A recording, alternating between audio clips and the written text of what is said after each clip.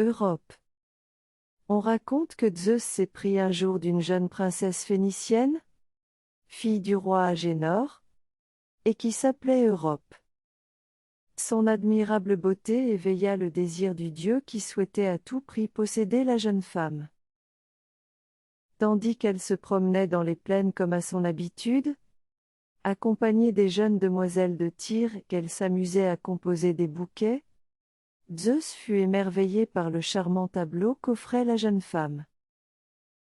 Elle se penchait en riant pour couper la fine tige des fleurs et dégageait tant d'allégresse et de douceur qu'il fut aussitôt piqué par un ardent désir. Un troupeau de vaches passait tranquillement aux abords du champ où les jeunes femmes prenaient un peu de repos.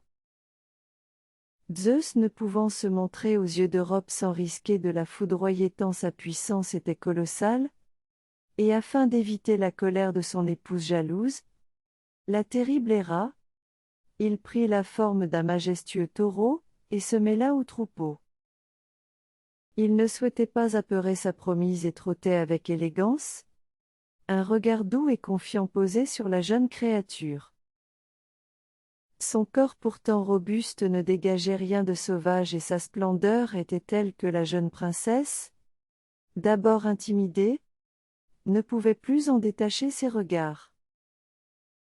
Zeus, sous cette apparence, s'approcha de la belle Europe et s'étendit à ses pieds. Flattée, la jeune femme se mit à caresser les flancs du bel animal et, rassurée par sa douceur, para ses cornes de guirlandes fleuries. Le dieu déguisé était ébloui par tant de bienveillance et voulut témoigner de son affection en l'invitant à le chevaucher. Il pencha sa tête et plia les genoux, les sabots contre sa poitrine, comme une révérence. La jeune femme, croyant qu'il s'agissait là d'un jeu, monta sur le dos du jeune animal, plus confiante que jamais. Innocente, elle prenait plaisir à laisser ses pieds nus le long du torse du taureau. Elle resplendissait, tandis qu'il s'éloignait lentement du lieu où les jeunes femmes se reposaient paisiblement. Puis, s'assurant que sa proie était solidement tenue, il partit au galop, piqué par la fougue, et atteignit le rivage d'un seul bond.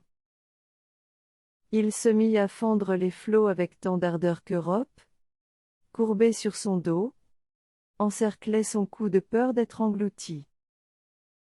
Le vent faisait battre ses longs cheveux et les voiles de sa robe, et apeurée, elle se cramponnait à l'animal, sans oser émettre un seul cri. Elle ne put se retourner pour voir disparaître au loin ses amis, et jamais ne revit son illustre père. Après un long et périlleux périple à travers l'océan, il étendit le corps fébrile de la jeune femme sur le rivage d'une terre inconnue.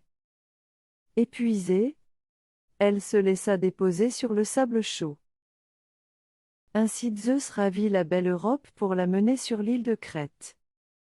Là, elle lui donna 2 fils, Minos et Rhadamante, qu'elle éleva avec tendresse. Mais Zeus, Dieu suprême, ne pouvait demeurer plus longtemps aux côtés de la douce Europe et décida d'en faire une reine en la donnant pour épouse au roi de Crète, Astérion.